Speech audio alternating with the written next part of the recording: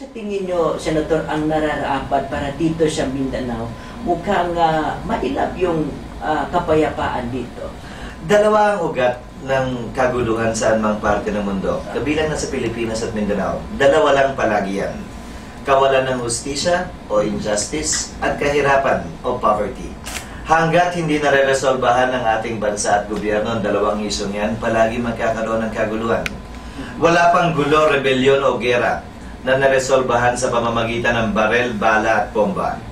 Walang gulong naresolbahan sa pamamagitan ng pagsasakitan. Nare-resolbahan lamang yan kung yung ugat ng isu, kahirapan at kawalan ng hustisya, ay ma-address ng gobyerno. May isang nagsulat minsan na nagsabing isa sa mga solusyon sa kaguluhan, kalye. Road economics lang, ika nga. Dahil kapag ka nagawan mo ng kalye papunta sa isang lugar na dating mahirap, gaganda ang buhay palagi ng tao doon dahil mumura ang produkto palabas at papasok. At habang ginagawa yung kalye, magkakaroon pa ng hanap buhay yung tao.